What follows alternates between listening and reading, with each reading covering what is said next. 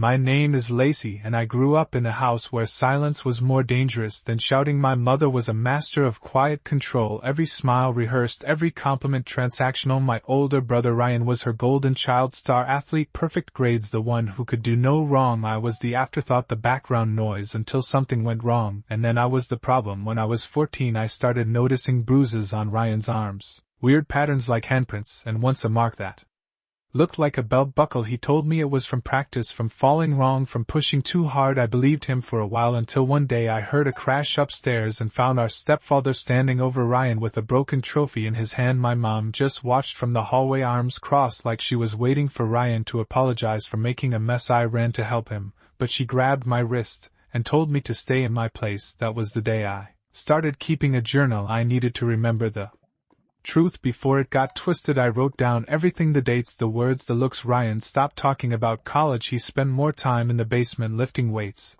or just hiding out, and when I asked if he was okay he'd smile that dead-eyed smile and say, "I'm fine, you're the one who needs to be careful, Lacey, you're next if you're not smart." Our stepfather had rules, unspoken ones. Dinner must be silent, eye contact was defiance, the house must be spotless by the time he got home, or there would be punishments. I once left a cup on the counter, and he poured boiling water over my hand and told me it was my lesson. My mom never looked up from her phone. She was always checking real estate listings, like she was just waiting to trade us in for a better family. When Ryan turned 18 he left without saying goodbye. He didn't take any of his things, just vanished. I found a note in my pillowcase. It said, "Protect yourself, I'll come back when I can." I hid it in the lining of my backpack and didn't tell a soul. Life got worse after that.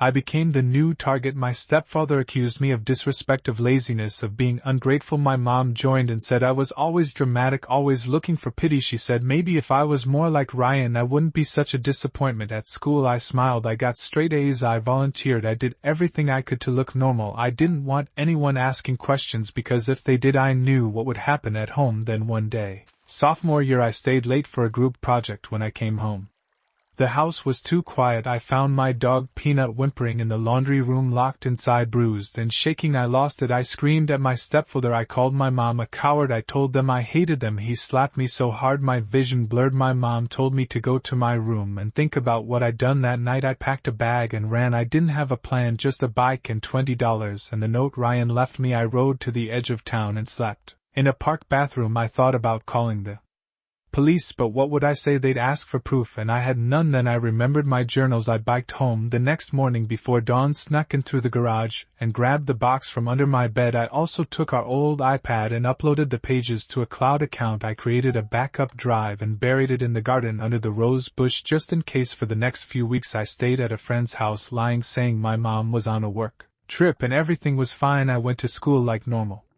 But I started gathering more evidence. I took photos, I recorded audio clips when I could. I scanned old report cards and bruises, dated and time-stamped everything. When my mom eventually reported me as a runaway, the police found me and I was forced back home. But now I had a plan. I stayed quiet, pretended to behave, and waited for graduation.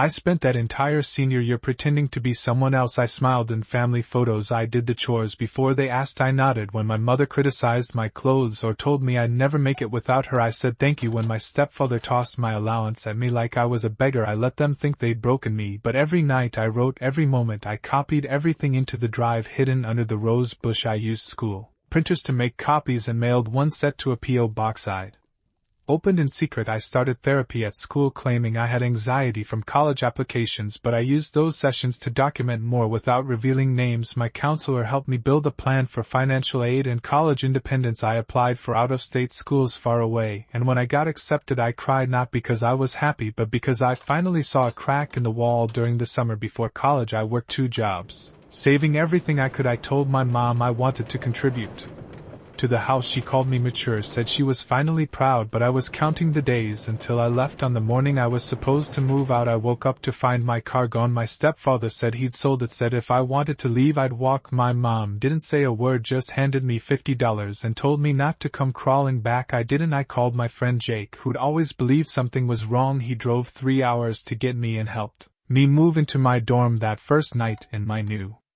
room I cried harder than I ever had, not from sadness but because no one yelled at me when I left a cup on the desk. The silence was safe for the first time in my life. College wasn't easy. I had panic attacks. I flinched when doors slammed. I couldn't trust anyone for months, but slowly I rebuilt myself. I joined a writing club. I got a part-time job at the campus library. I studied psychology because I needed to understand what had happened to me. I learned that emotional abuse is real even if there are no broken bones. I started a blog anonymously sharing pieces of my story, and to my shock others began to comment, people who'd lived the same lies, who'd been told the same manipulations. Some found healing in my words and I found strength in theirs. Then one day Ryan emailed me. The subject line was just "I'm ready." He had found my blog without knowing it was mine, and recognized the stories he'd spent years blaming himself for leaving me, for escaping while I was still trapped. We met at a diner halfway between our cities and talked for hours. He looked older, more tired, but when he smiled it was the same brother. I remembered he'd been in therapy too, and he was building a case of his own. Our stepfather had abused him worse than I ever knew, and our mother had covered it up every time. She'd lied to family, to friends, even to the school counselor. Ryan had medical records from a hospital visit at 15 where he told the nurse, but the report was buried because our mom worked in admin at that same hospital. Together we decided it was time. We compiled everything: journals, reports, screenshots, witness statements. We found former neighbors who remembered the shouting and one teacher who'd once filed a CPS report that went nowhere because my mother convinced them we were just dramatic kids. We found the original CPS worker who had left the department but still remembered our case. She wrote a statement saying she believed she had been misled. We submitted the whole file to a victims advocacy group who connected us with a lawyer. They warned us it would be hard, that family abuse cases are difficult to prove, especially after so much time, but we weren't afraid anymore. We were angry, and we were ready.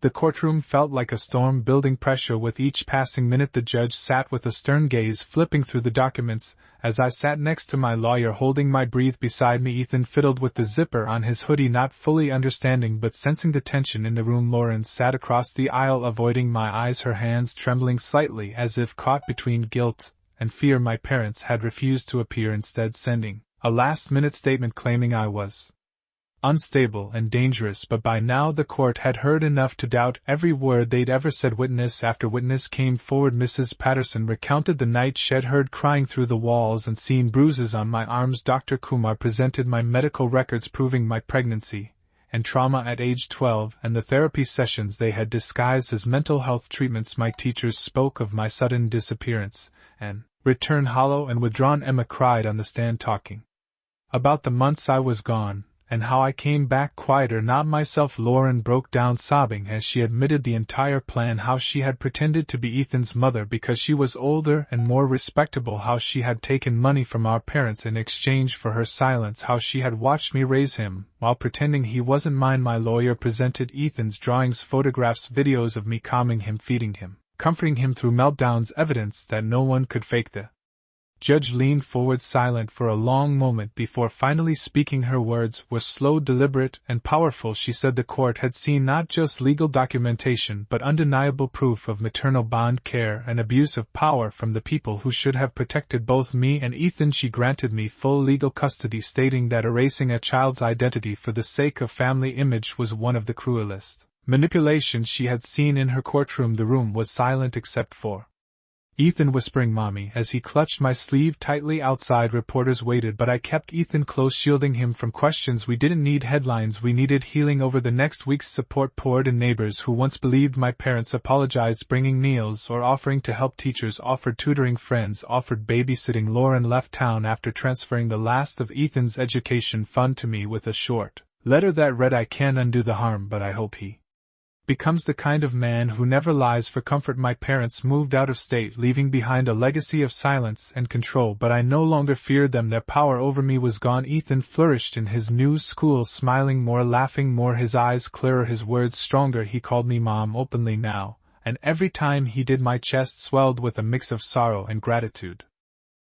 I found work part-time at the library where Mrs. Chen helped me enroll in night classes studying psychology. I wanted to help other girls like me who might have no voice, no support, no chance. One afternoon, Ethan drew a family portrait, 3 people, me, him, and a 4th figure with a question mark above their head. I asked who that was, and he said maybe someone we meet later, someone kind. My heart ached, but in a hopeful way, as if the pain was Finally making space for new beginnings. One evening we visited Grandma's grave. I read her journal again aloud to Ethan. Her final entry about how she wished she'd protected me still brought tears to my eyes, but this time I forgave her. I whispered, I'll protect him like I needed you to protect me. Ethan placed a flower on her headstone and said softly, she tried, Mommy, like you do. A year later I gave a speech at a local shelter for teen mothers, sharing my story not for pity but for power, for visibility. I ended it by saying, sometimes love doesn't arrive wrapped in tradition or expectation. Sometimes it arrives in silence and scars and in stolen years, but it's real all the same. I found love in a child everyone tried to hide from me, and I fought for that love until the truth had no choice but to be seen at home. Ethan greeted me with a drawing, a house with a garden, a dog we didn't yet own, and a sign that said home sweet home. He said we should get a dog now, right, Mommy?